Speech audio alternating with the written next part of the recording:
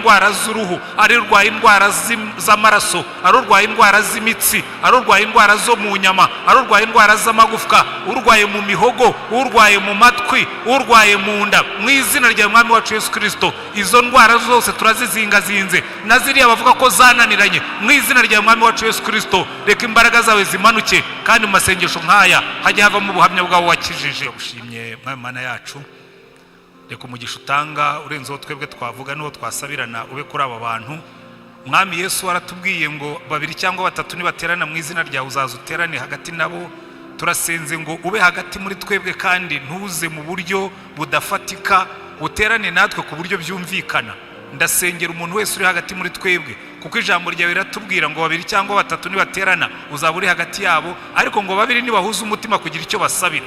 Duhuje umutima kugira ngo dusengera itorero, ngo Mana muri iyi minsi uhembura umurimo wawe, usuka imbaraga z'umwuka kuri iri teraniro ryose, kandi ntiriba riringiri ryonyine, n'abandi bose bateranye mu izina ryawe, n'abamaze guterana n'abari buterane. Turasenze ngo imbaraga z'umwuka zimanukire gushyushya, gukonjora, kuzamura, gususurutsa, kwagura itorero ryawe, twambike imbaraga muri iyi minsi, kandi mu izina rya mwami wacu Yesu Kristo turasengera umuntu wese uri hagati muri twebwe waje arwaye. Mu izina rya mwami wacu Yesu Kristo waratubwiye ngo tuzarambika ibiganza ku barwayi bakire, nubwo tudashobora gukora naho nkuko twajyaga tubikora kera ngo turambike ibiganza ku barwayi, ariko turasenze ngo imbaraga zawe zimanukira aha ngaha. Wowe urambura ikiganza cyawe, kuko cyo ntigishobora kwandura, ntigishobora no kwanduza. Urambura ikiganza cyawe ukore ku muntu wese uri muri iri teraniro, kandi yumva izo mbaraga zimumanukiyeho. Nsengeye umuntu wese waje hano arwaye, ari urwaye indwara z'uruhu, ari urwaye indwara z'amaraso, ari urwaye indwara z'imitsi, ari urwaye indwara zo mu nyama, ari urwaye indwara z'amagufwa,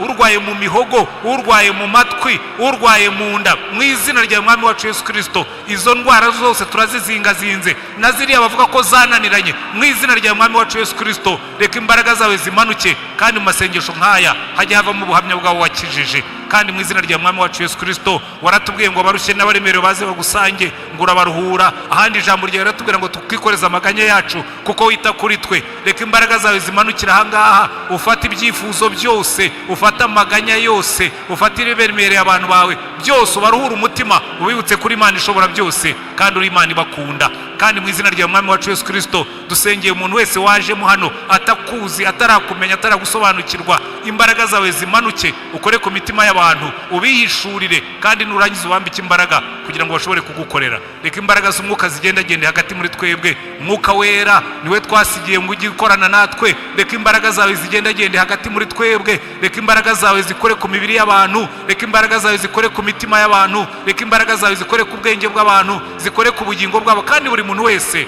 asohokemo hano yahawe imbaraga zawe.